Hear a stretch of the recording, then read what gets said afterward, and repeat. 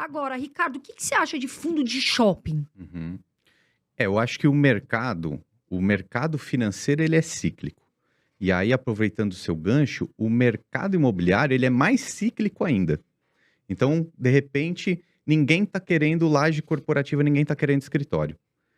Passa-se 2, 3, 4, 5 anos, vão começar a ser atraentes de novo, né? E a gente viu isso com os shopping centers, né? Da época da pandemia, não estava pagando nada de dividendo, um monte de gente vendeu, perdeu dinheiro, de repente agora já está interessante de novo, né? Se a gente pegar, acho que no último ano, é uma das classes que mais valorizou, né? Então eu acho que o fundo de shopping também depende muito da economia do país.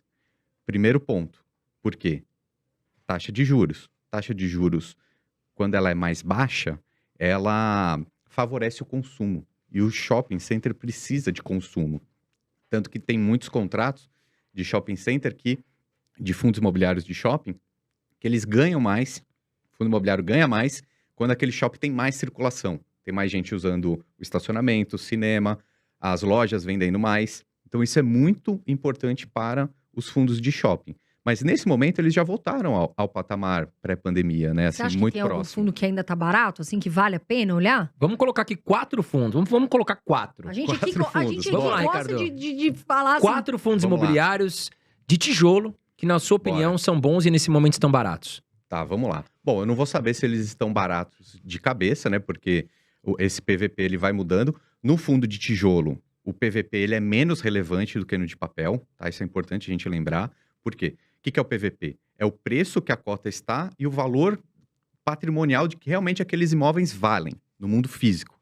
Só que um fundo, um prédio, um shopping, um galpão de logística, ele é reavaliado uma vez por ano. E na Bolsa de Valores, tem o preço todo dia. Então, o PVP de um fundo de tijolo não dá para levar a ferro e fogo detalhadamente. Por quê? Pode ser que a reavaliação foi feita 10 meses atrás, 9 meses atrás. Então, não está refletindo 100%. Mas é um bom indício para procurar. Agora, o que a gente pode falar dos fundos imobiliários de tijolos? Shopping center, por exemplo. A maioria dos fundos de shopping não estão baratos, né? Eles estão ali muito próximo de um valor justo. Tem um fundo imobiliário que se chama HSML11, que ele tem alguns shoppings, nem tanto assim nas grandes cidades. Ele não tem um valor patrimonial tão alto, mas eu acho que ele pode ser interessante para o investidor, o pessoal que está acompanhando a gente aqui, dar uma olhada, estudar um pouquinho mais, né? Tem o XPML, também é um fundo muito renomado, só que eu acho que ele não está barato. Talvez o HSML esteja mais barato agora. Quando a gente olha fundo barato, barato mesmo, são os de lajes corporativas. E eu fico até um pouco com dó, porque eu acho que o mercado bateu muito. Tem fundo imobiliário de lajes corporativas, como a Carol bem disse, que tem imóveis de qualidade que estão sendo negociados a 0,6 o seu valor patrimonial. Ou seja, só voltando ao valor justo, já seria quase 40% de potencial de ganho, de upside, né? A gente tem nessa característica alguns fundos como o JSRE 11, o BRCR 11 também tá parecido com isso. Então, eu gosto de fundos de escritórios, de lajes corporativas. Acho que dá para olhar sim, embora tem que ter mais tempo para recuperar. Mesmo que o home office não seja aquele negócio que todo mundo vai trabalhar em home office, muitas empresas estão demandando os espaços, mas pode ser que demore um pouquinho, né? Até porque depende-se um pouco da economia do país, depende-se de uma diminuição da taxa de juros para as coisas aquecerem mais. Galpão logístico, acho bom também. Eu acho que vale a pena ficar de olho. Já tem alguns fundos de shoppings que estão, ou alguns fundos de galpões logísticas que estão conseguindo locar alguns imóveis que não estavam, né? Alguns galpões ou centro de distribuição. O HGLG11 é um que sempre performou muito bem. Esse daí dá para fechar os olhos, porque sempre performou muito bem, tem bons imóveis. E tem outros que tem vindo aí crescendo. XPLG cresceu, o BRCO também está sempre indo muito bem. E por fim, quando a gente fala de tijolos, acho que o setor que mais me agrada, na verdade, nesse momento, é o de renda urbana. O que é renda urbana? São supermercados, lojas de departamento, faculdades, nas grandes capitais. Então, por que eu gosto disso? Por quê? É tijolo, Então, por exemplo, sei lá, as lojas pernambucanas, o Pão de Açúcar, enfim, isso tudo está dentro desses fundos de renda urbana. Por que que é legal? É que para essas lojas o ponto ele é muito relevante, ele é muito importante. Então, é muito difícil uma loja dessa querer sair. E se sair, outra vai entrar.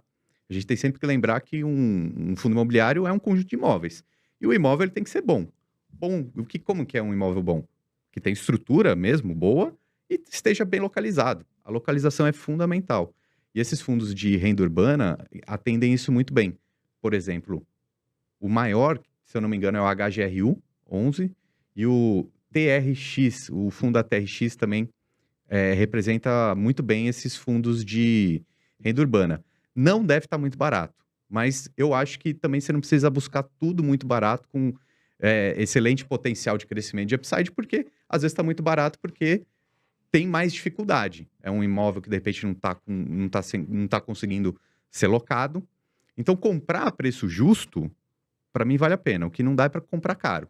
Agora, comprar no preço justo um fundo de renda urbana ou mesmo os fundos de papéis, para mim tá uma super boa compra. Ô, Ricardo, a gente tá pergunta, eu pelo menos recebo muito essa pergunta, acho que você também, sobre Fiagro, porque é novo, Uhum. né? Assim, a gente não tem um histórico. Uhum. Você acha que a pessoa tem que ter na carteira agora, comprar? O que que você pensa sobre isso? Olha, os fiagros eu acho que são uma novidade, acho que é interessante ficar de olho, mas na minha visão, nesse momento eu prefiro esperar um pouco mais, até para a gente ter mais tempo de maturação desse mercado, para analisar melhor as equipes de gestão, né? O lado bom, já tem muito fundo crescendo bastante, tem o fundo da Quineia, que é o KNCA, ele já passou de 1 bilhão de patrimônio, então isso é bom, né? Mas, obviamente, um fiagro, ele não é um fundo imobiliário, não dá para colocar na mesma caixinha. Por mais que sejam estruturas bem parecidas de pagamento, de dividendo mensal, é mais arriscado. O setor agro é mais arriscado que o setor de imóveis imobiliário, na minha visão. Porque depende muito da colheita, da exportação, do dólar, enfim. Até mesmo a classificação de risco desses emissores, desses CRAs, ainda não é bem acompanhado por nenhuma agência classificadora de risco. Tudo é muito novo. Então, eu ainda estou olhando de fora. Até porque são poucos fiagros disponíveis ainda na bolsa. E por ter muita gente procurando e ter pouca oferta, a maioria está cara, né? Os fundos de papéis, por exemplo, que tem CRIs, a gente consegue comprar num preço justo.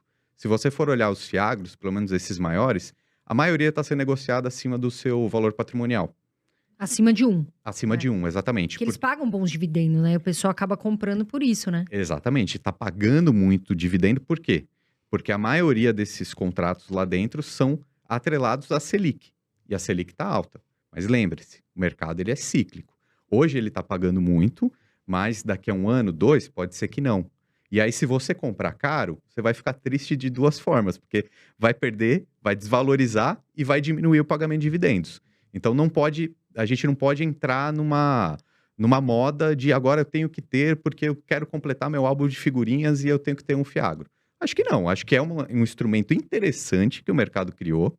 Acho que tem muito potencial, porque o setor agro ele é muito rico e é uma nova forma de capitalização do setor agro, mas eu ainda estou olhando de fora porque eu acho que esse mercado de fiagros precisa maturar mais, precisa ter mais opções, precisa estar num preço mais atraente, e eu acho que o investidor ele tem que tomar essa decisão, saber o que tem dentro daquele fundo e por que ele vai comprar ou não. Se ele comprar agora, caro, porque está pagando dividendo alto, daqui a um tempo, se cair a cota, desvalorizar e pagar menos dividendos, ele vai sair machucado, né? Então eu acho que tem que olhar com cuidado.